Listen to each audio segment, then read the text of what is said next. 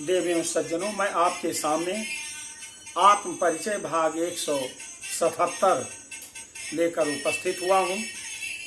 इसमें त्रिदेवों को, ब्रह्मा विष्णु महेश को, इस परिच्छेद के अंतर्गत त्रिदेवों ब्रह्मा विष्णु महेश को भगवती की महामाया और मणिलोक का दर्शन के विषय में बताया गया है। सबसे पहले शंकर ध्वनि।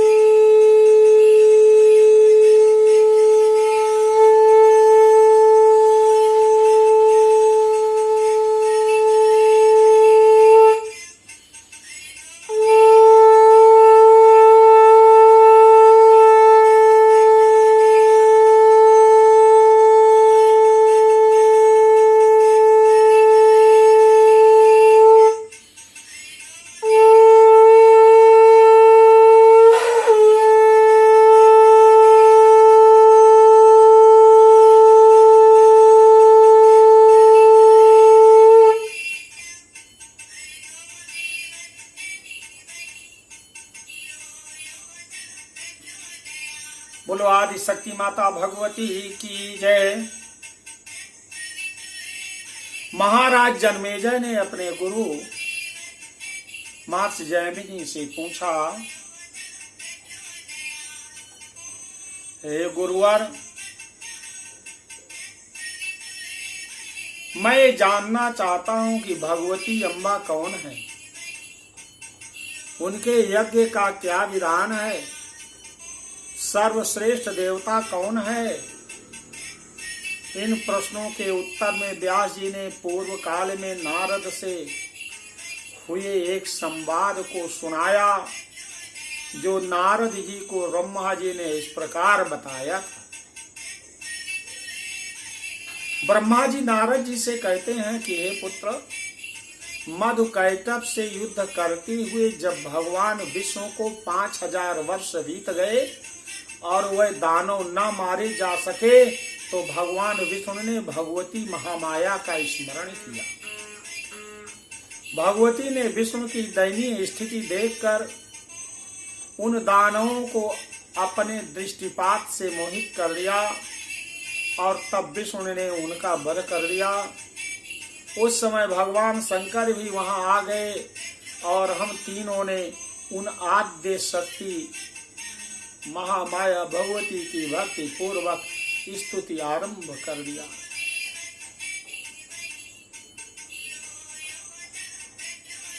इस पर प्रसन्न होकर भगवती ने हम लोगों से कहा, हे ब्रह्मा, हे विष्णु, हे महेश, अब आप लोग सृष्टि पालन एवं संहार के अपने अपने कार्य प्रमाद रहित होकर कीजिए।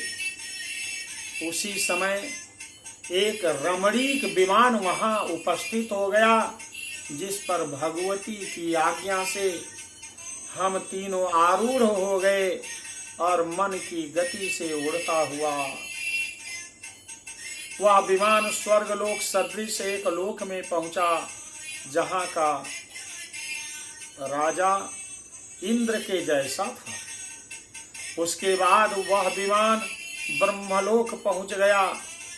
वहां ब्रह्मा जी तथा मूर्त रूप वेद वेदांगों, समुद्रों और नदियों आदि को देखकर हम तीनों आश्चर्य में पड़ गए।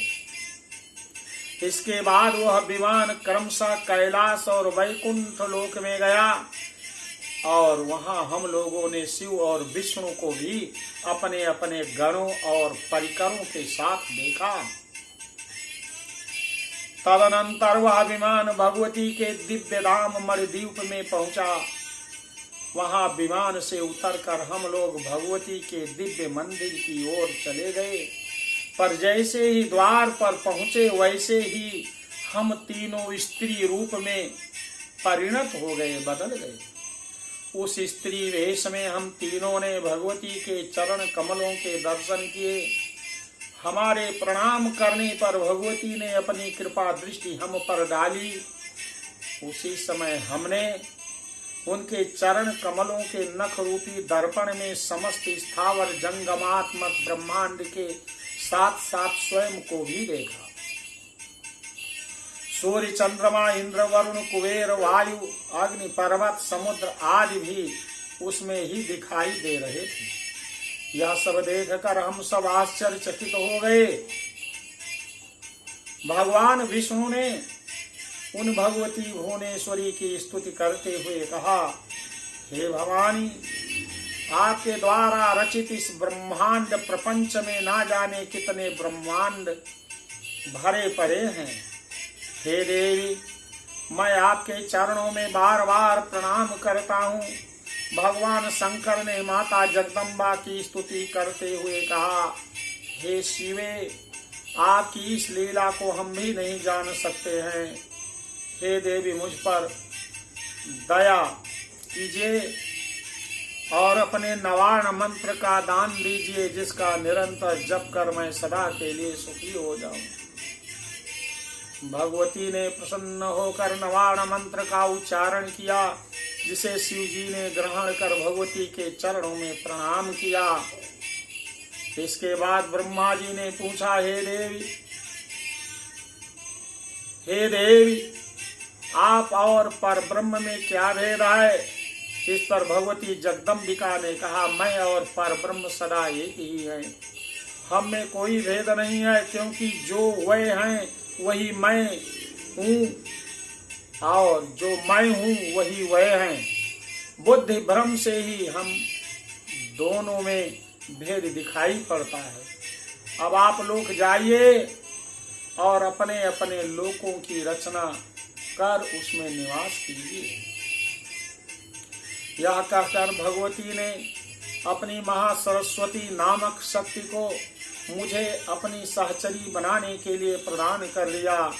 इसी प्रकार उन्होंने अपनी महालक्ष्मी नामक शक्ति को विष्णु को और महाकाली नामक शक्ति को भगवान शंकर को प्रदान कर दिया। भगवती ने हमसे कहा, जो विष्णु हैं वही साक्षात शिव हैं और जो शिव हैं वही विष्णु हैं। उन दोनों में भेद करने वाला नरकगामी होता है। तत्पश्चात हम तीनों भगवती से विदा लेकर विमान पर बैठकर पुनः वापस आ गए और पुनः पुरुष रूप में हो गए। उस विमान से हम पुनः वहीं पहुंच गए जहां विष्णु ने मधुकैटभ का वध किया था। जन्मेजय को यह प्रसंग सुनाकर महर्षि ने उन्हें नारद जी द्वारा बताया गया कि वह प्रसंग सुनाया जो नारद जी ने ब्रह्मा जी से सुना था। नारद जी ने ब्रह्मा जी से कहा, हे पितामह, निर्गुणा शक्ति और निर्गुण परमात्मा कैसे हैं? ब्रह्मा जी ने कहा, हे नारद, जो शक्ति है वही परमात्मा है और जो परमात्मा है वही परम शक्ति मानी गई है। इन दोनों में विद्यमान सूक्ष्म अंतर को कोई नहीं जान सकता है। सगुण मनुष्य निर्गुण परमात्मा का दर्शन नहीं कर सकता। स्थूल और सूक्ष्म भेद से परमात्मा के दो रूप होते हैं। उनमें ज्ञान रूप, निराकार स्वरूप सबका कारण कहा गया है। परमात्मा का स्थूल विराट स्वरूप ब्रह्मांड पंच महाभूतों की पंचीकरण क्रिया से बना है। पृथ्वी, जल, अग्नि, वायु और आकाश से पंच महाभूत हैं तथा गंध, रस, रूप, स्पर्श और शब्द ये इनकी पंच तन्मात्राएं हैं। गुण तीन हैं, सत्व गुण, रजोगुण और तमोगुण। सत्व गुण का वर्ण श्वेत होता है, जो सर्वदा धर्म के प्रति प्रीति उत्पन्न करता है। सरलता, सत्य, शौच, श्रद्धा, क्षमा, धैर्य, कृपा, लज्जा, शांति और संतोष ये सत्व गुणी के लक्षण हैं। रजोगुण रक्त वर्ण वाला होता है। रजोगुणी में ईर्ष्या, द्रोह, मत्सर, स्तंभन, उत्कंठा, निद्रा, अभिमान, मद एवं गर्व होते हैं। तमो गुण का वर्ण काला होता है। यह मोह और विषाद को जन्म देता है। आलस्य, अज्ञान, निद्रा, दीनता, भय, विवाद, कायरता, कुटिलता, क्रोध, विषमता, नास्तिकता और परदोष दर्शन ये तमा गुणियों के लक्षण हैं। किसी भी प्राणी में सत्वगुण, रजोगुण और तमोगुण अकेले नहीं रहते, अपितु मिश्रित धर्म वाले ये तीनों गुण एक दूसरे के आश्रयीभूत होकर रहते हैं। केवल सत्वगुण कहीं भी परिलक्षित नहीं होता। गुणों के परस्पर मिश्री भाव होने से सत्वगुण भी मिश्रित दिखाई देता है। यदि ये तीनों गुण परस्पर मिश्रित ना होते तो उनके स्वभाव में एक सी ही प्रवृत्ति रहती, किंतु तीनों गुणों में मिश्रण होने के कारण विभिन्नताएं दिखाई पड़ती। उदाहरण के लिए राजकीय सेना रजोगुण युक्त होती है, परंतु दुष्टों से रक्षा करने के कारण सज्जनों को वह सतुगुण संपन्न और दुर्जनों को तमोगुण संपन्न दिखाई देती है। इसलिए हे राजन, आप पूरी तरह से समझ लीजिए कि इस मानव जीवन में जिसने माता भगवती का स्मरण नहीं किया, समझ लो कि उसने कुछ नहीं किया। माता भगवती ही आदि शक्ति हैं, उन्हीं के द्वारा संपूर्ण ब्रह्मांड चलायमान है। उन्हीं के द्वारा संपूर्ण ब्रह्मांड चलायमान है और कर्म गति का निरूपण माता भगवती ही करती हैं। जन्मेजय ने अपनी बहुत सी शंकाओं को ऋषिवर के पास रखा।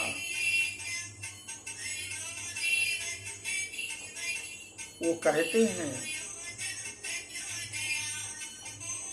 कि हे गुरुवर, मेरी शंकाओं का समाधान कीजिए। कहा, कर्म गति के कारण ही श्री कृष्ण स्वयं पर ब्रह्म परमात्मा थे, फिर भी साक्षात विष्णु ने वसुदेव के पुत्र के रूप में कारागार में जन्म लिया है। हे गुरुदेव, ये कैसे? वसुदेव देवकी भी देवताओं के पूज्य थे, पांडव भी देवताओं के अंश से उत्पन्न हुए थे और उनमें भी अर्जुन तो नर के अवतार थे, द्रौपदी लक्ष्मी के अंश से उत्पन्न थी। फिर भी इन सबको यहाँ पृथ्वी पर अनेक प्रकार के कष्ट क्यों सहन करने पड़े? जिन मुनि प्रवर नर नारायण मुक्ति हेतु कठोर तपस्या की थी, उन महातपस्वी तथा योग सिद्धि संपन्न दोनों मुनियों ने कृष्ण और अर्जुन के रूप में मानव स्वरूप क्यों प्राप्त किया? इसके अतिरिक्त और भी कई प्रकार की शंकाएं महाराज जन्मेजय ने रखी। इन प्रश्नों के उत्तर में ऋषिवर ने कहा, हे राजन, इस विषय में क्या कहा जाए? कर्म की बड़ी न्यारी होती है, कर्मों की बड़ी गहन गति होती है। कर्म की गति जानने में देवता भी समर्थ नहीं है। मानवों की क्या बात है, आदि तथा अंत से रहित होते हुए भी समस्त जीव कर्म रूपी बीज से नाना विध योनियों में बार बार जन्म लेते रहते और मरते हैं। शुभ अशुभ तथा मिश्र कर्मों से यह जगत सदैव व्याप्त रहता है। संचित प्रारब्ध तथा वर्तमान ये 3 प्रकार के कर्म हैं। सुख दुख वृद्धावस्था मृत्यु हर्ष शोक काम क्रोध तथा लोभ आदि सभी देहगत गुण हैं जो दैव के अधीन होकर सभी जीवों को प्राप्त होते हैं। समस्त जीवों की उत्पत्ति कर्म के बिना हो ही नहीं सकती। अतएव कर्म बीज की अनिवार्यता पर बुद्धिमान पुरुषों को सदा चिंतन करना चाहिए। सभी देहधारी जीव चाहे मनुष्य हो पशु पक्षी या देवता हो अपने किए गए शुभाशुभ कर्म का फल अवश्य पाते हैं। देवकी और रोहिणी नामक वसुदेव जी की पत्नियां पूर्व जन्म में अदिति और सुरसा थी। वरुण के शाप से उन्हें मानव योनि में जन्म लेना पड़ा। इसी प्रकार वसुदेव जी पूर्व जन्म में महर्षि कश्यप थे। वरुण देव की गायों का हरण कर लेने के कारण उन्हें मानव योनि में गोपालक के रूप में जन्म लेना पड़ा। अदिति ने इंद्र के द्वारा दिति के गर्भस्थ शिशु को नष्ट करा दिया था। इसीलिए दिति ने क्रुद्ध होकर उसे मृत वत्सा होने का शाप दिया था। यही अदिति देवकी हुई और उसके 6 पुत्रों को जन्म लेते ही मार दिया गया। व्यास जी कहते हैं, ब्रह्मा से लेकर तृण पर्यंत स्थावर जंगम सभी प्राणी माया के वशीभूत होते हैं